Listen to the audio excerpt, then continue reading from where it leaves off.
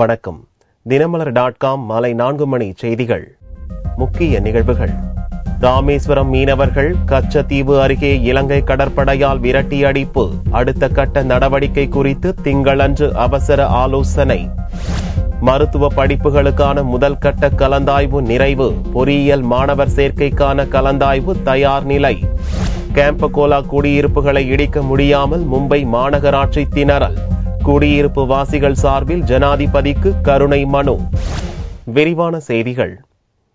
கச்சத்தீவு அருகே மீன்பிடிக்க சென்ற மீனவர்களை இலங்கை கடற்படை விரட்டி அடித்தது. அடுத்த கட்ட நடவடிக்கை குறித்து மீனவர்கள் திங்களன்று அவசர ஆலோசனை கூட்டம் அறிவித்துள்ளனர். மீன்பிடி தடை காலத்திற்கு பின்னர் மீன்பிடிக்க சென்ற மீனவர்கள் மீது தொடர் தாக்குதலை இலங்கை கடற்படை நடத்தி வருகிறது. ஞாயிறன்று 800க்கும் மேற்பட்ட விசைப்படகுகள் கடலுக்கு செல்லாமல் நிறுத்தி வைக்கப்பட்டிருந்தன. 100க்கும் குறைவான விசைப்படகுகளில் அனுமதி பெற்று மீனவர்கள் கடலுக்கு சென்றனர். கச்சத்தீவு அருகே மீன்பிடித்துக் கொண்டிருந்த போது 7 ரோந்து படகுகளில் வந்த இலங்கை கடற்படை தமிழக மீனவர்களை விரட்டி அடித்தது. இதனால் மீனவர்கள் கரை திரும்பினர். 45 நாள் தடை காலத்துல மோடியோட பதவியேற்பு விழாவுக்கு ராஜபக்சே வந்துட்டு போனதுனால இனிமே பிரச்சனை இல்லாம மீன் பிடிக்கலாம் சொல்ற ஒரு கனவோட மீன் பிடிக்க போனா முதல் நாளே 6 படகு 33 மீனவர்களும் சிறைபிடிக்கப்பட்டாங்க. அதன் தொடர்ச்சியாக 40க்கும் மேற்பட்ட படகுகள் இலங்கை கடற்படை கொடூரமா கைது பண்ணி வச்சிருக்காங்க. படகுகளை முட்டி தாக்குறாங்க. மீனவர்களை கொலை பண்ற நோக்கத்தோட இன்னைக்கு கடல்ல அராஜகம் நடந்துகிட்டு இருக்கு. இந்திய அரசாங்கம் கண்மூடித்தனமா வேடிக்கை பார்த்துக்கிட்டு இருக்காங்க. இன்னைக்கு இந்த ஜனநாயக நாட்டில் இன்னைக்கு மீனவன் பாதிக்கப்பட்டுக்கிட்டு இருக்கான். இன்னைக்கு தொடர்ச்சியா கொல்லப்பட்டுக்கிட்டு இருக்கான். இந்த மத்திய அரசாங்கம் வேடிக்கை பார்த்துக்கிட்டு இருக்கு. உடனடியா இலங்கை அரசாங்கத்தோட பேச்சுவார்த்தை நடத்தி எங்களுடைய படகுகளை மீட்டு தரணும். அடுத்த கட்ட நடவடிக்கை தொடர்பாக திங்களன்று மீனவர் சங்கங்கள் ஒன்று கூடி ஆலோசிக்க உள்ளன. புதிய அரசு துவங்கியது முதல் பிரச்சினை தீராமல் உள்ளது என்று கூறியுள்ள மீனவர்கள் இருநாட்டு மீனவர்களும் பிரச்சினையின்றி மீன்பிடிக்க நடவடிக்கை எடுக்க வேண்டும் என்று கோரிக்கை விடுத்துள்ளனர். மருத்துவ படிப்பிற்கான முதல் கட்ட கலந்தாய்வு ஞாயிறன்று முடிவடைந்த நிலையில் அரசு ஒதுக்கீட்டு இடங்கள் அனைத்தும் நிரம்பி உள்ளன. திங்கட்கிழமை முதல் பொறியியலுக்கான கலந்தாய்வு துவங்குகிறது. சென்னை உட்பட 19 அரசு மருத்துவக் கல்லூரிகளில் மொத்தம் 2023 MBBS இடங்கள் உள்ளன. இந்த இடங்களை நிரப்புவதற்கான முதல் கட்ட கலந்தாய்வு சிறப்பு பிரிவினருக்கு கடந்த 17ஆம் தேதி துவங்கியது. 18ஆம் தேதி பொது பிரிவினருக்கான கலந்தாய்வு நடந்தது. 4 நாட்கள் பொது பிரிவினருக்கு நடந்த கலந்தாய்வில் 1961 அரசு MBBS இடங்கள் நிரப்பப்பட்டுள்ளன. முதல் கட்ட கலந்தாய்வு ஞாயிற்றுக்கிழமையுடன் முடிவடைந்தது. இதில் அரசு கல்லூரிகளில் காலியாக உள்ள 62 இடங்களையும் சுயநிதி கல்லூரி அரசு ஒதுக்கீட்டில் உள்ள 87 இடங்களையும் பல் மருத்துவக் கல்லூரியில் உள்ள 11 இடங்களையும் நிரப்ப 340 மாணவர்கள் கலந்தாய்விற்கு அழைக்கப்பட்டனர். இதில் அரசு மற்றும் தனியார் கல்லூரிகளில் உள்ள இடங்கள் அனைத்தும் நிரப்பப்பட்டன. நான் 12th 1092 மார்க் எடுத்திருக்கேன். இப்போ எனக்கு MBBS கவுன்சிலிங் கூப்பிட்டுருந்தாங்க. நான் திருநெல்வேலி மெடிக்கல் காலேஜ் எடுத்திருக்கேன். நான் கிராமப்புறத்துக்கு போய் சேவை செய்ய போறேன். மருத்துவ படிப்பிற்கான முதல் கட்ட கலந்தாய்வு முடிவடைந்துள்ள நிலையில் திங்களன்று பொறியியல் படிப்பில் சிறப்பு பிரிவினருக்கு கலந்தாய்வு துவங்குகிறது. கேம்பகோலா அடுக்குமாடி குடியிருப்பு வாசிகள் ஜனாதிபதி பிரணாப் முகர்ஜிக்கு கருணை மனு அனுப்பி உள்ளனர். கேம்பகோலா வழக்கு தொடர்பாக உச்சநீதிமன்றத்தின் கருத்தை கேட்க வேண்டும் என வலியுறுத்தியுள்ளனர்.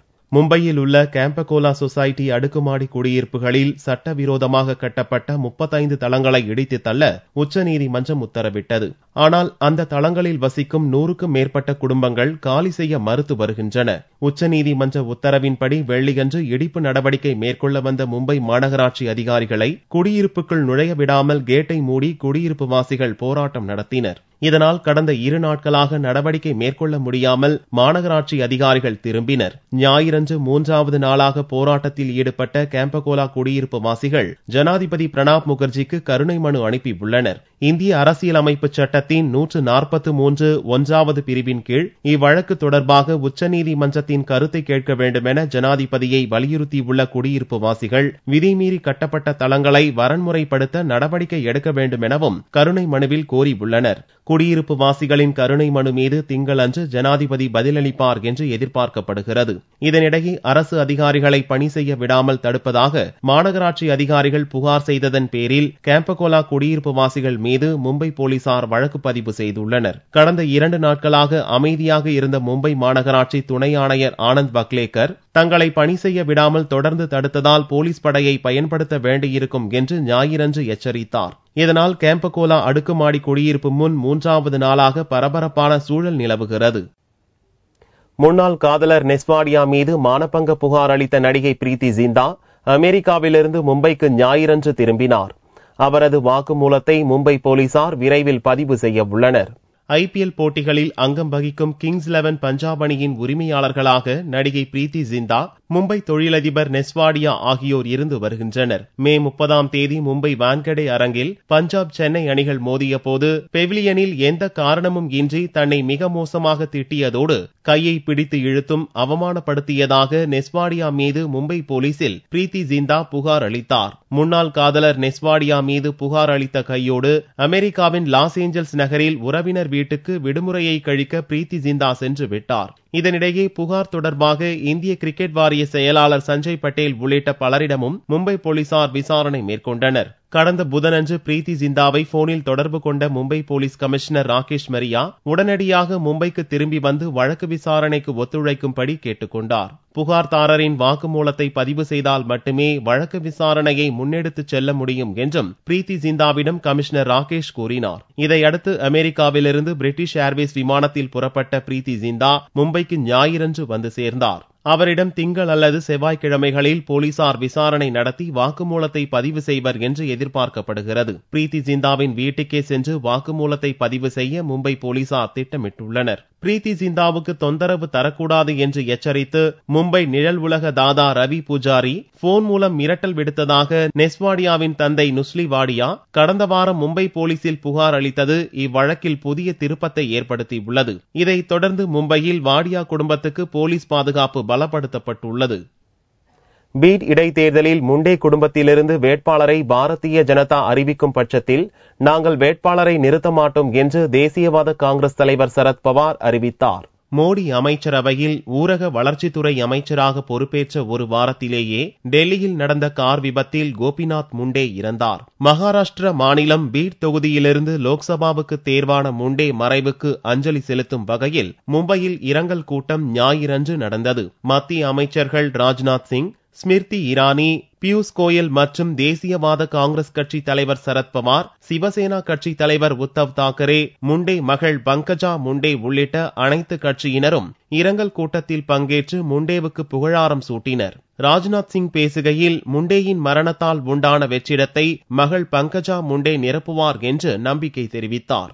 சரத்பவார் பேசும்போது மகாராஷ்டிர மாநிலத்தின் வளர்ச்சிக்கு முண்டேயின் பங்களிப்பு பாராட்டுக்குரியது என்றார். பீட் தொகுதி இடைத்தேர்தலில் அவரது குடும்ப உறுப்பினரை பாரதிய ஜனதா வேட்பாளராக அறிவித்தால் அவருக்கு எதிராக தேசியவாத காங்கிரஸ் கட்சி வேட்பாளரை நிறுத்தாது என்றும் சரத்பவார் கூறினார். गोपीनाथ मुंडेंच्या शोक सभेमध्ये जाऊन बोलण्याचा प्रसंग तरी माझ्यावर येईल हे कधी आयुष्यात वाटलं नाही. सामान्य कुटुंबामध्ये शेतकरी कुटुंबात பீட் லோக்சபா இடைத்தேர்தலில் முண்டேயின் மகள் பங்கஜா முண்டேயை நிறுத்த வேண்டும் என மகாராஷ்டிர மாநில பாரதிய ஜனதா தலைவர்கள் வலியுறுத்தி வருகின்றனர். கோபிநாத் முண்டே பிறந்த பர்லி சட்டசபை தொகுதியின் பாரதிய ஜனதா எம்எல்ஏவாக தற்போது பங்கஜா உள்ளார் என்பது குறிப்பிடத்தக்கது. தஞ்சையில் புகையிலைக்கு எதிராக நடந்த மாரத்தான் ஓட்டத்தில் 500க்கும் மேற்பட்ட மாணவ மாணவிகள் கலந்து கொண்டனர். புகையிலை உபயோகிப்பதில் இந்தியா 2ஆம் இடம் வகிக்கிறது. புகையிலை உபயோகிப்பவர்கள் புற்றுநோய், இருதய நோயால் பாதிக்கப்பட்டு இறக்க நேரிடுகிறது. புகையிலை உட்கொள்வதை கட்டுப்படுத்தி நோயற்ற வாழ்க்கை வாழ வேண்டும் என்றும் இதற்காக பொதுமக்களிடம் விழிப்புணர்வை ஏற்படுத்த தஞ்சையில் உள்ள சத்யா விளையாட்டரங்கில் தனியார் தொண்டு நிறுவனம் சார்பில் மாரத்தான் போட்டி நடத்தப்பட்டது. இதில் 5 கிலோமீட்டர், 10 கிலோமீட்டர் தூர ஓட்டம் நடந்தது. மாணவர்கள் வயது வாரியாக 3 பிரிவாக பிரிக்கப்பட்டு ஓட்டத்தில் கலந்து கொண்டனர். இந்நிகழ்ச்சியில் பல்வேறு பகுதியைச் சேர்ந்த 500க்கும் மேற்பட்ட பள்ளி மாணவர்கள் கலந்து கொண்டனர். புகையிலிருந்து உட்கொள்வதில் இந்தியா உலக அளவில் 2ஆவதா இருக்கு. இதனால லட்சக்கணக்கானோர் பாதிக்கப்பட்டு புற்றுநோய் போன்ற பல்வேறு நோய்கள் ஆளாகிறதோட உயிரிழப்பும் ஏற்படுது. இதை இந்தியாவில் தவிர்க்கணும்.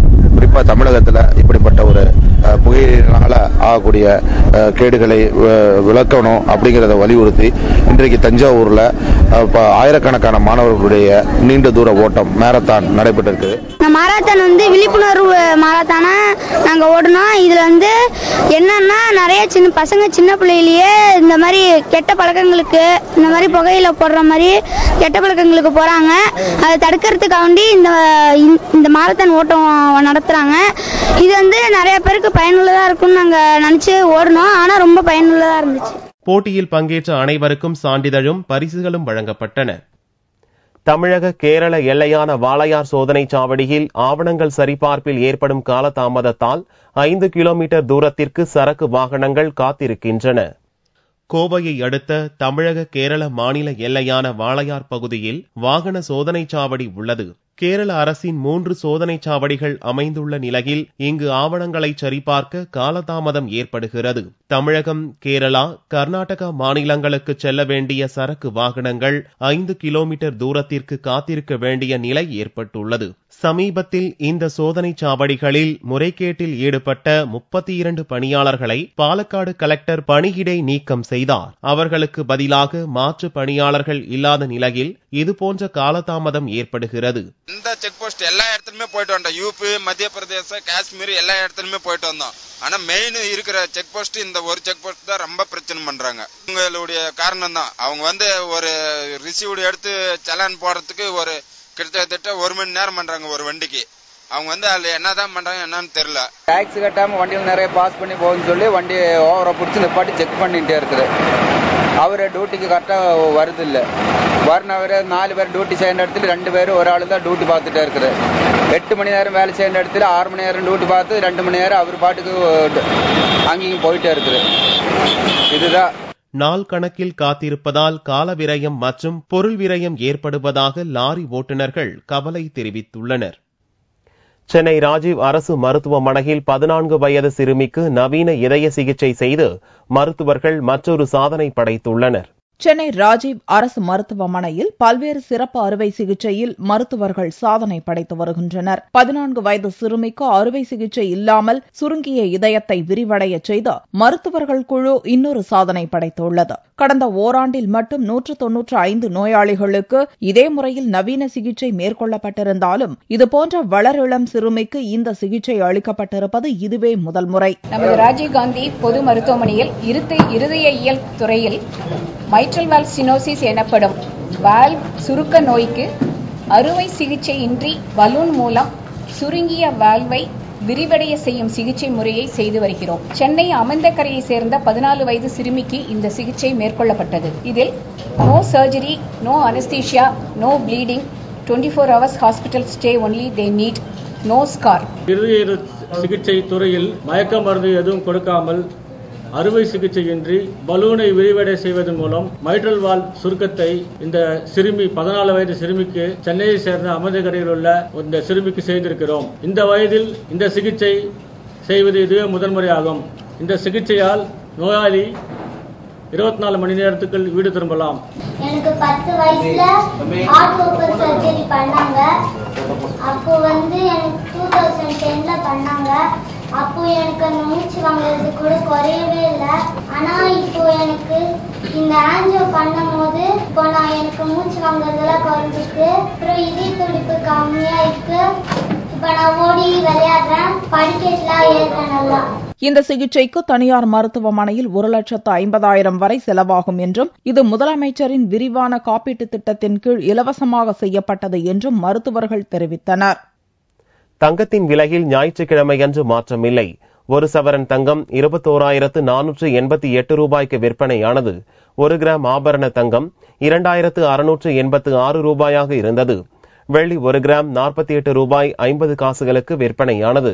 பார்வெள்ளியின் விலை 45,360 ரூபாயாக இருந்தது. இசை தொடர்பான விழிப்புணர்வு அதிகரித்திருந்தாலும் இந்திய பாரம்பரிய இசைக்கு வரவேற்பில்லை என்றும் உரிய வேலைவாய்ப்பில்லை என்றும் இசை கலைஞர்கள் மத்தியில் ஏக்கமும் எதிர்பார்ப்பும் அதிகரித்துள்ளது.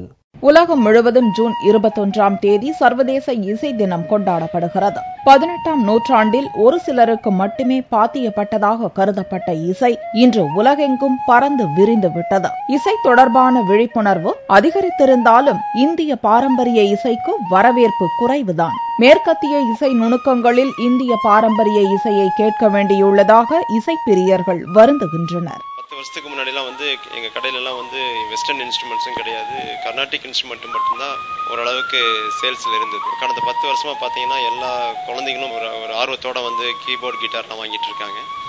அதே மாதிரி இந்தியாவில் பார்த்தீங்கன்னா நல்ல ஒரு மாற்றம் இருக்குது. எப்படின்னா அதாவது நம்ம ஃபாரின் கண்ட்ரிஸ் அளவுக்கு வரலைனாலும் இந்தியாவில் இசை ஆர்வம் கடந்த ஒரு 10 வருஷமா நல்ல இதுல இருக்கு, முன்னேற்றத்தில் இருக்கு.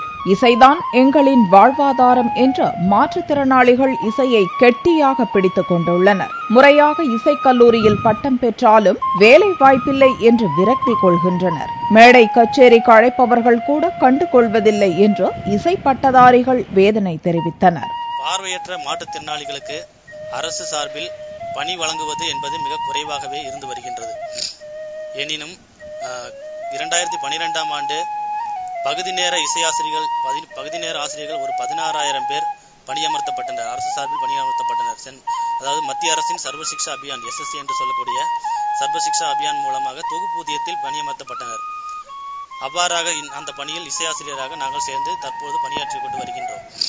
இந்த பணியில் ஒரு முழுமையாக திருப்தி என்பது ஒரு இல்லை என்றுதான் சொல்ல வேண்டும். இசையை கட்டாய பாடமாக்கினால் இளம் தலைமுறையினர் தியானத்திற்கு இணையான ஆற்றல் பெறுவர். அரைகுறையாக கற்றுத்தரப்படுவதற்கு பதிலாக முழுநேர பாடமாக்கினால் பலருக்கும் வேலை வாய்ப்பு கிடைக்கும் என்பதில் சந்தேகமில்லை.